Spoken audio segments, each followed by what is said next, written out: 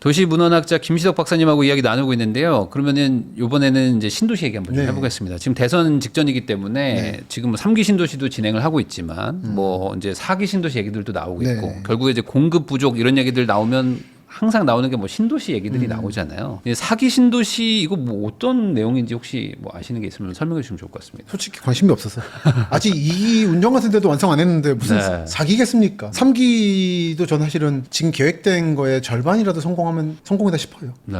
차 완공되면 안 될 곳이 좀 있거든요. 여기서 말씀드리고 있지만 네. 4기는 일단 좀 잊어버리시죠. 이거는 잊어버려야 돼요. 사실 4기가 중요한 게 아니라 사람들이 살고 싶어하는 도심 지역 재건축 재개발을 좀 해주도록 허가해주고 그 대신에 이제 그 살고 있는 분들에 대한 임대라든지 이런 것도 잘하는 방식으로 가야지 자꾸만 기존의 걸 안 건드리려고 그러니까 외곽으로만 나가는데 환경 위기 상황인 미래로서도 좋지 않은 거라 생각합니다. 4기는 아직 저는 좀 빠른 것 같아요. 그러면 3기에서 약간 안 될 부분도 있을 것 같다고 이제 우려를 하셨는데 예. 뭐 무슨 기준으로 이게 된다 안 된다를 판단하시는 건가요? 그 좀 결정적으로 몇 가지 문제들이 있는 곳이 있습니다. 변전소 같은 게 좀 확장 네. 지하화해야 되는데 이런 문제가 걸려있는 곳들이 몇 개 있어요. 시흥광명이라든지 이름 좀 복잡한데 안산 이쪽 이렇게 있습니다. 안산 의왕 그쪽 네. 군포 그런 데들이 변전소가 큰 게 하나씩 버티고 있어요. 근데 이거를 지중화시키거나 이거 좀 해야 되는데 쉽지 않아요. 그리고 진안 신도시 같은 곳은 이게 수원공항하고 연결돼 있어가지고 문제가 과연 될까에 대해서 좀 저는 약간 의구심이 좀 있고요. 좀 이제 조용하게 착착되고 있는 데는 왕숙 같은데 네. 거기는 경기 북부라 그냥 조용할 겁니다. 가성비 좋고 그냥. 그리고 요즘에 약간 8호선이라든지 세종 포천이라든지 뚫리고 있어서 강남 접근성이 좋아져서 좋습니다만 사실 강북은 강북이라 이제 그 정도로 뭐 진접 뭐 다산급으로 그냥 가겠죠. 제일 중요한 건 부천 대장이죠. 이건 뭐 대장 홍대선도 만들기로 확정됐고 네. 그리고 워낙에 주변에 그 대도시들이 많고 하다 보니까 그리고 김포공항 가깝고 이게 좀 가장 기대가 크죠 역시. 위치가 좋아요. 위치 좋아요. 네. 원래 여기가 더 좋았어야 되는데 2차 대전쯤에 일본군이 지금 부천하고 인천 사이에 레이더 기지 만들고 해가지고 주변을 개발지를 묶어버리는 바람에 중간에 비어 있었어요. 근데 그 제약이 풀리고 나니까 이미 개발됐었는 땅이 지금 개발되고 있는 거죠. 그게 원래 좋은 곳입니다. 네. 여기는 이제 말씀하신 것처럼 이미 뭐 서울에 아주 뭐 인접돼 있기도 하고 그다음에 교통 계획들이 다 있기 때문에 그렇습니다. 실현만 된다면은 사실 뭐 인천 쪽에 있는 도시들보다 더 위치도 괜찮은 거니까 그렇죠. 나쁘진 않죠. 맞습니다. 사실. 그러니까 예를 들어 검단 신도시가 뭐 여러 가지 좀 고민거리도 있습니다만 성공적인 게 사실 거기 사람들은 스스로는 인천 사람을 생각하지 않거든요. 홍대 사람을 생각하죠. 네. 홍대 입구 사람. 네. 사실 대장 홍대도 그런 거죠. 사실 홍대권의 확장으로 봅니다. 그렇기 때문에 방송분을 많이 사시고 네. 그리고 이런 데들 좋은 게 특히 검단 같은 경우는 인천공항과 편해가지고 그런 게 있는 건데 대장홍대 같은 경우는 김포공항에 가까워서 뭐 저도 뭐 유학도 갔다 오고 해서 종종 해외 나갑니다만 웬만하면 인천 가기 싫거든요. 네. 웬만하면 김포로 가게 되면 김포 가고 싶은데 김포가 바로 옆이잖아요. 좋습니다. 제일 좋은 게 김포 하네다나 김포 타이베이예요. 네. 인천 가서 하면 힘들어요. 그렇죠. 한 1시간 정도는 더 써야 되는 거니까. 그리고 항상. 인천에서 내리는 그 해외 거기도 좀 도심에 먼 데 있어가지고 멀고. 웬만하면 김포 가서 갈 수 있는 곳이 편합니다. 도시 관광이. 그러면 이제 신도시 중에서는 이제 부천 대장 쪽 3기에서. 좀 잘 예. 좋다고 보시고. 그렇죠. 지금 그러면은 나머지는 좀 그렇다. 그냥 뭐 뭐 창릉 정도는 좋죠. 창릉 좋죠. 창릉 잘하셨어요. 창릉도 사실상 거의 서울이죠. 네. 삼성지축이 지금 안착했잖아요. 그것처럼 창릉도 바로 옆이어가지고. 그러니까 삼성지축은 은평구 방향인 거고 창릉은 마포구 방향인 거죠. GTX도 창릉역 만들어질 거고. 근데 아직 계속 요즘 아무래도 그 동네 살고 있어가지고 보는데 아직도 조금 움직임이 없긴 합니다만 네. 될 거고. 되는 순간 일산이나 네. 운정이 좀 고민거리가 될 거예요. 아무래도. 그래서 가보면 뭐 찌라시 이른바 네. 수집한 것도 있는데 운정과 일산 신도시 연합회가 만들어져서 창릉 반대하고 그러더라고요. 이미 19년부터. 네. 근데 될 겁니다. 그게 고향의 숙명이에요. 야금야금 땅을 뺏겨 서울에 인접한 지역 개발하면 다 그게 서울권이 되는. 창릉은 성공적이 될 겁니다. 그러면은 그 과거부터 지금 계속 신도시를 발달시키고 계속 발전시키고 하고 있는데 이게 2040년 넘어가기 시작하면은 사실상 이제 뭐 가구 수도 줄고 이제 인구 감소에 이제 수도권도 이제 자유로울 수는 없는 상황이잖아요. 그럼 이 상황에서 길게 봤을 때 신도시 뭐 딱 10년 쓰고 뭐 다시 없앨 것도 아니고 쭉 이제 계속 남아 있을 텐데 뭐 2040, 50년, 50년 뭐 이런 때까지 간다면 이게 뭐 일본에서도 그런 일들이 일어나지만 뭐 신도시인데 뭐 사실상 뭐 비어 있는 그렇죠. 그런 것들로 되는 게 아닌가 이런 우려도 있거든요. 이 그렇죠. 부분에 대해서는 좀 어떻게 생각하십니까? 그러니까 제가 늘상 강조하던 건데 저도 그 타마 신도시의 끄트머리 살았었어가지고 최소한 언덕은 좀 피하십시오. 언덕에서 그 마을이 몰락하는 거를 눈으로 보고 오다 보니까 충격이 좀 컸는데 그 강남도 마찬가지지만 언덕과 저지대라는 게 되게 커요. 사람이 나이가 들고 운전면허를 반납하게 되면 그 순간부터 대중교통이라든지 도보에 의존해야 되다 보니까 다 같은 신도시가 아니고 다 같은 예를 들어 용인이라고 해서 용인이 아닌 거고 기흥, 수지, 천인구가 얼마 서로 다른데요. 세 분에서 보시고 정말 여기서 걸어서 15분 거리 그 이상 넘어가거나 15분이라도 언덕 위면은 사실 힘듭니다. 그런 걸 피하시려면 최소한 가서 늘 강조하지만 차 세우고 좀 걸어 다니시고 해서 고르시라.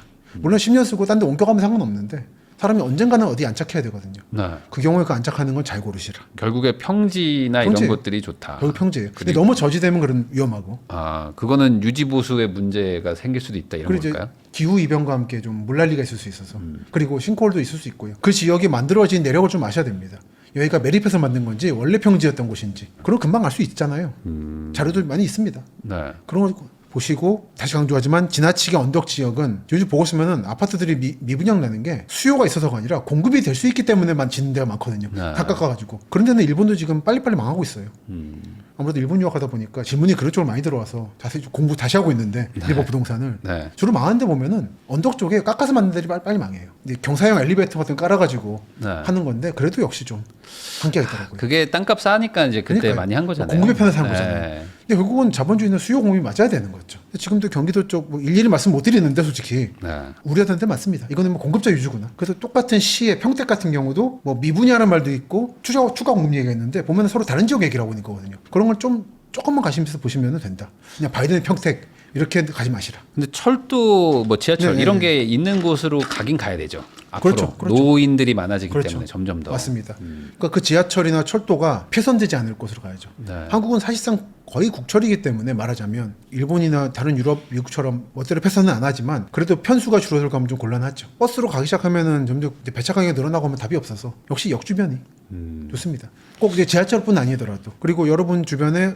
여기 좀 오래 살고 싶다 이 동네 철도를 놔달라고 말하고 싶다 할 때 무조건 지하철 주장하지 마시고 지상철도 포함해서 모노레일이라든지 어쨌든 많이 놔달라. 트램이라든지 예. 뭐 이런 거라도. 아 트램은 좀 다릅니다. 트램은 트램은 저는 철도를 보지 않기 때문에 트램은 철도 냄새가 나는 버스라고 버스다. 보는 게 모노레일 정도. 그러니까 대구가 그런 걸 잘하거든요. 모노레일로 3호선 깔고 어쨌든 많이 놔줘야 사람들이 이용할 수 있어요. 엘리베이터 설치하면 되는 거니까. 네. 트램은 일반 교통신호에 영향을 받기 때문에 사실 버스죠.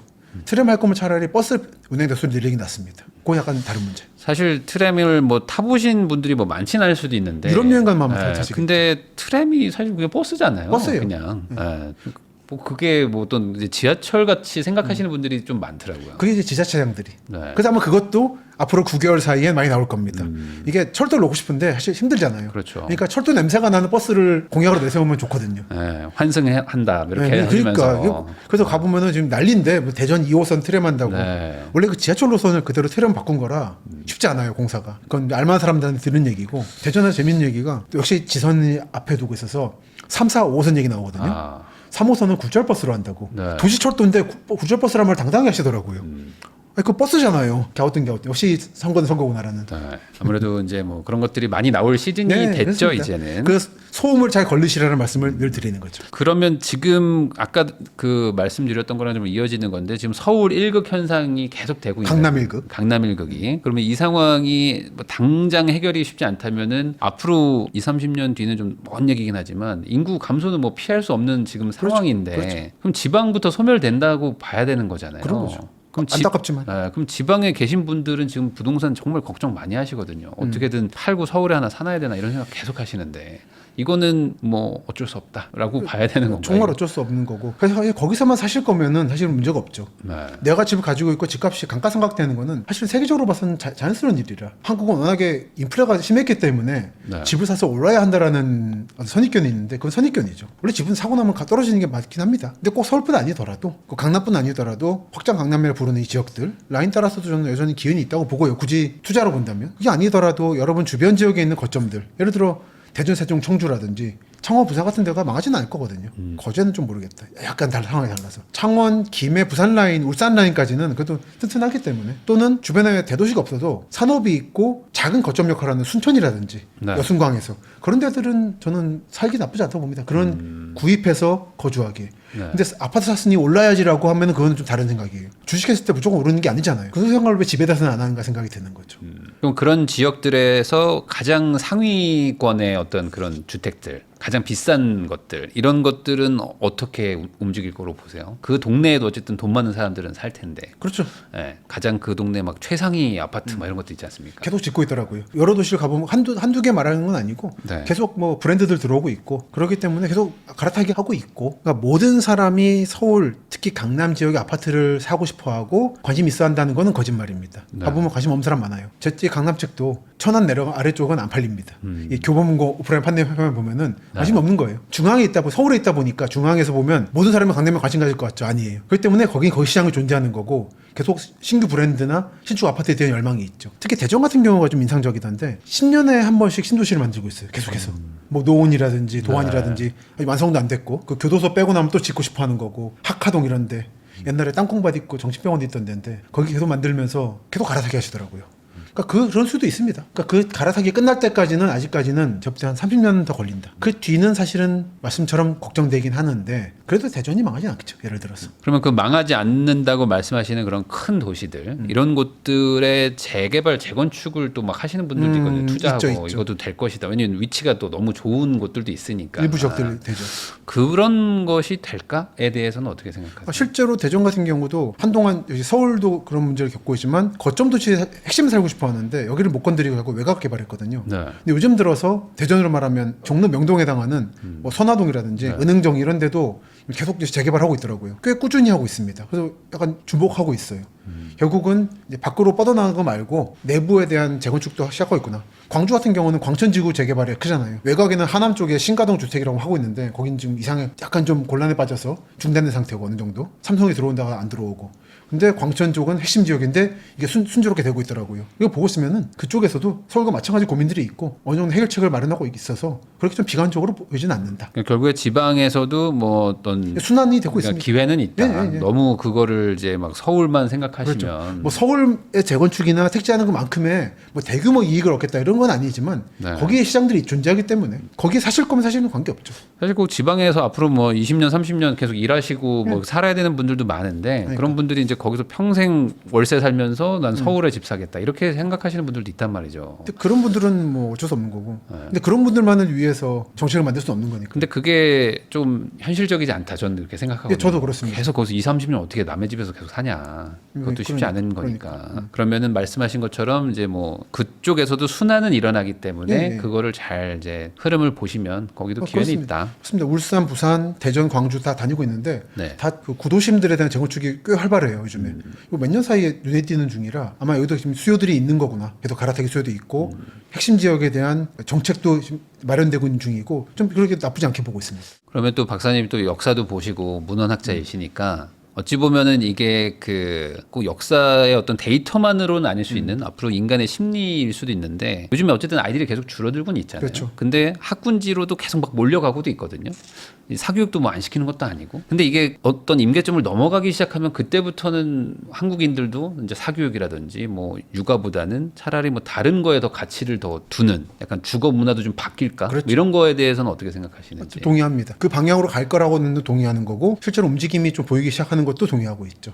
요즘 학원비 지출이 줄고 있잖아요. 네. 결국은 한국에서 교육이란 건 즉 정말 순수하게 학문을 시키겠다가 아니라 좋은 대학 해가지고 학벌에서 대격가라는 거잖아요. 공무원 되고. 그 흐름을 타는 게 의미가 있는가에 대한 회의가 들기 시작해서 학원비가 줄고 있는 거고 전 그 부분에서는 학군에 대한 집중은 일부 계급 계층에서 일어나지만 전체적으로 봤을 때는 점점 줄어들고 있다. 이건 사회가 안정되면 늘 그렇습니다. 계급 이동이 점점 어려워지기 때문에 네. 이건 뭐 점점 학군에 대한 집중도 약화될 것으로 본다. 다만 근데 아시겠지만 옛날 사법고시 있을 때 경쟁률이 몇십 대 1이라 그래도 결국은 2대 1이었어요. 그 두 사람만 진지한 거예요. 그런 사람들은 대치동이 몰리는 거고 목동 몰리는 거지만 전 국민의 스포츠로서의 그 학군에 대한 열망은 끝나가고 있다고 보고 있습니다. 결국에 과거처럼 뭐 공부 열심히 하면 대기업 가고하면 뭐 나름 그래도 사회를 사회에서 탄다. 쭉 이제 올라간다는 그 믿음이 이제 많이 깨질 거기 때문에 이미 깨지고 있고. 그러면 이게 사람들이 어느 순간 인지하는 순간 야 그러면 시키지 말고 그냥 놀고 뭐 공교육에서 하고 그렇습니다. 뭐 되게 행복하게 살아라. 차라리 그 돈 가지고 내가 사업 자금 마련해 주겠다. 마치 뭐랄까 요즘 지산들이나 네. 오피스텔의 상가들 위험하잖아요. 네. 근데 그런 말 하더라고요. 여기 투자하면 위험하다는 거를 시민들이 알고 있다는 거를 드디어 시공사가 알았다고. 아. 이제 그 상황까지 가겠죠. 학군 쪽도. 도저히 이제는 안 되는 상황까지 안 돌아간다.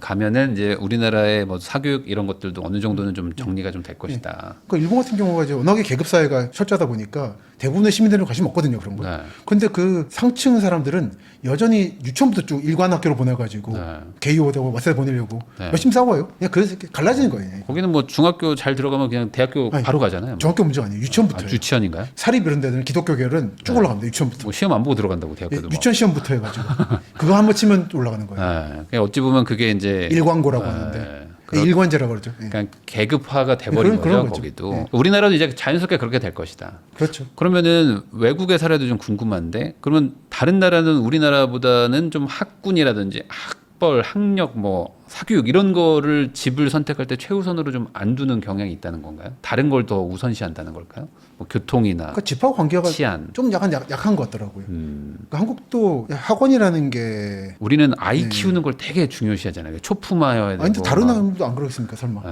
근데 다만 이제 그 방식이 다르다 생각은 들어요. 그러니까 초품화를 그런 식으로 너무 집착하는 건 아닌 것 같고. 네. 그럼 뭔가 좀 어떤 기준이 좀 달라질까요? 예, 우리나라의 지금 기준은 아무래도 뭐 역에서 조금 멀더라도 초등학교에 있는 뭐 대단지에 뭐 학원가도 좀 있고 하는 것들을 막 좋아하는데. 그거는 이제 안전의 문제가 있다고 생각하는데 그게 영역가라 생각은 확실히 말씀하셔서 안 듭니다.